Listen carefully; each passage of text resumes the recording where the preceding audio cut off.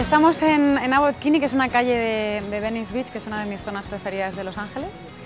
Y os voy a llevar a tomar un café que está muy bueno, en un sitio que se llama Inteligencia. Lo bueno de esta ciudad es que como casi todo el mundo está sin trabajo, la mayor parte del tiempo, puedes quedar con muchos amigos durante el día, cosa que en otras ciudades como Nueva York, por ejemplo, no tanto. Entonces, desde quedar con amigos para ir a clases de yoga por la mañana, que es lo que suelo hacer prácticamente todos los días, estudiar, prepararme para las pruebas, normalmente, que es a lo que vienes aquí. Al fin y al cabo, no trabajas, pero trabajas a tu manera. La gente normal tiene una oficina a la que ir, tiene un horario que más o menos le organiza la vida y una rutina, y como actor, o sea, cuando trabajas, trabajas el que más y tienes horarios que son una locura. Pero cuando no trabajas, ocupas tu día y te pones a estudiar, te preparas, vas a clases. En este coche tan americano que veis, Mustang color rojo descapotable, no se puede ser más yankee. Os voy a llevar a dar una vuelta por Hollywood para que veamos el origen del show business.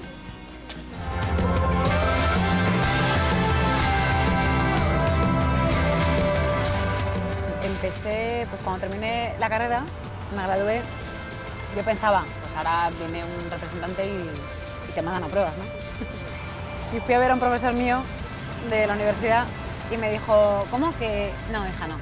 Mira, te compras este periódico que se llama Backstage, que anuncian todos los castings y los cortos de estudiantes y mandas tu foto y te buscas la vida. El único consejo que me dieron mis padres es, haz lo que quieras. Pinta, baila, canta, actúa. Pinta cuartos de baño si quieres, pero intenta ser la mejor, intenta prepararte de la mejor manera posible para hacer lo que te gusta. Es lo único que te podemos aconsejar.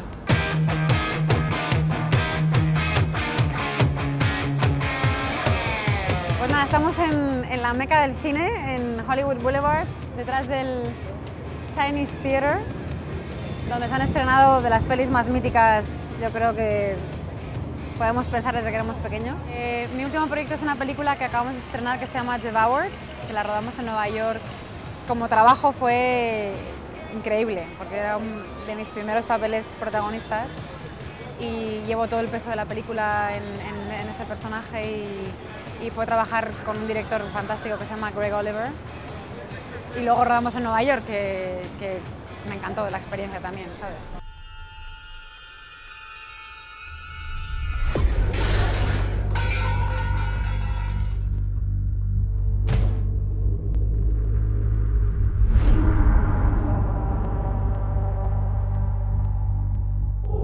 Y luego el otro así más emocionante también fue rodar Shame, que también fue en Nueva York, con un director que se llama Steve McQueen, que es un genio. Y bueno, con Michael Fassbender, que para mí fue conocerle, muy emocionante, y es un tío súper simpático y una gozada trabajar con él. Pues mira, lo único que yo puedo decir, que es lo mismo que me dijeron mis padres cuando decidí que esto era lo que quería hacer, es prepararte. Prepararte lo mejor que puedas y tener muchísima ilusión, realmente querer conseguir trabajar en esto y perseverar, porque llega un día en el que alguien te dice que sí y tienes que estar preparado para poder tomar el toro por los cuernos, ¿sabes?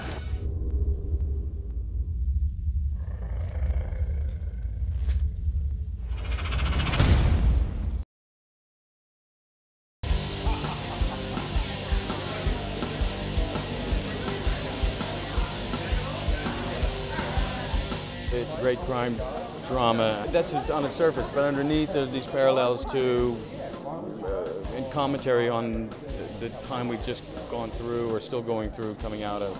And that's the bank bailout and the financial crisis. I like to play poker, so on days I wasn't working, and in this movie I'm overseeing a poker room, so I was doing my homework. You ever killed anyone? They cry, they plead, they call for their mothers. And the man comes around. I like to kill them softly. I read a book, basically, George Higgins, really liked it. Thought it would be a good movie, or at least something that's fun to think about for a couple of years, you know, while you're making it. It's just raw, it's smart, it's not just quick little cuts. People talk to each other and express their ideas and thoughts. I don't know if you ever saw Chopper, but that's where I first found it. I mean, it's his first film, and it's just a great psychological profile of a sociopath.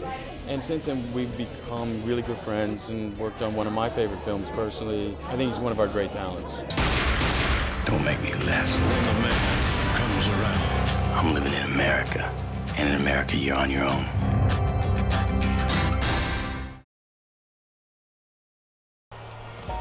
It's all right, little sis. It's a good sign when you feel a little bad.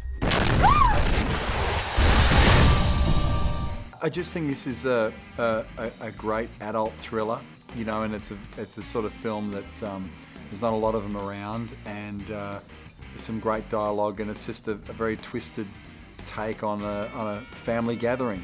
Would that be all right if we went ahead and served dinner? Oh my God. Get away, it's him!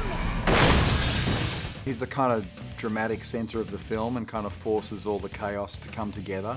So that's really what attracted me to it. It wasn't necessarily the darkness or the nastiness.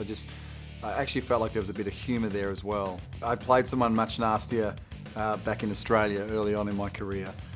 So this guy wasn't quite as bad as that, but definitely interesting. There are certain things that you do environmentally, like I am straight man, totally heterosexual, have never had any feelings of confusion at all, and yet through the environment that I live in, I have kissed many men because I played a gay guy on a TV show, and so that was something I never would have anticipated doing, but it was sanctioned by my peers and in the environment that I was in, which is exactly the way crime works.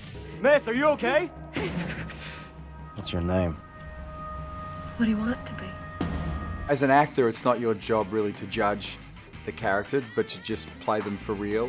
And Zach had written Addison in such a way that he has a very strong moral compass. So Addison thinks he's doing the right thing, and that's just how I played him. I see film as something that's really important to me because in my life that's lacking a lot. Film is somewhere where I can have access to all that beauty and poetry and big ideas and all of that kind of stuff, so it's really important to me. So I decided that is going to be my escape from like existential crisis and a very dreary way to spend my time on this earth. A lot of people in that same environment, a lot of my family included, decided they were going to go into a crime to escape the same things.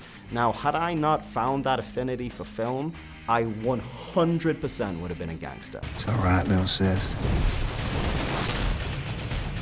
It's a good sign when you feel a little bad.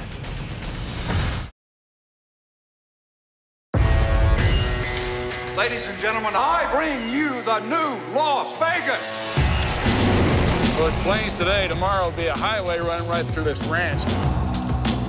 Vincent Savino in the flesh. It's open season out here. Every crew in the country's planted their flags. It's not black and white, because Las Vegas is just not black and white. You took a piece of dead land and you added water and neon and money, and you made it into something huge. Las Vegas in 1960, it was truly one of the great American success stories. You had this incredible clash of worlds in this mostly rural area that suddenly became this mecca. Vegas was changing from the kind of saloon, sawdust on the floor world to this kind of carpeted and jazz combo and neon world. I love the clothes, I love the hair and makeup, I love the cars, I love the vibe. I just love the time. People didn't feel the need to be politically correct back then. Or even know what that was. Right. It didn't exist. You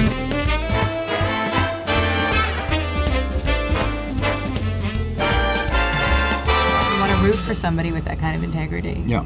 Yeah, no matter if they're doing it right or not, at the core of him is someone with huge integrity. Here's where you tell me I look nice. You look nice. Thank you, Ralph. I've always loved playing real-life people. For one thing, it makes my job easier as far as, you know, coming up with a character, because I have them right there. And, you know, Ralph has been very generous with his time. I had known of him and watched him on TV, naturally. And I think he's a great actor, and he's the kind of guy that'll listen. And if he thinks you can help, he'll let you help. I don't think that anybody else could have played this role in retrospect. I mean, people say that, but I do think there's something about Dennis, about the type of man he is. He can be stoic and quiet and still and composed and say so much with his face and his eyes without ever opening his mouth. We don't make men like that anymore. I suggest you and your boys get the hell out of my casino. You're trespassing. I'm the law here, Mr. Savino, and I will decide who's breaking it.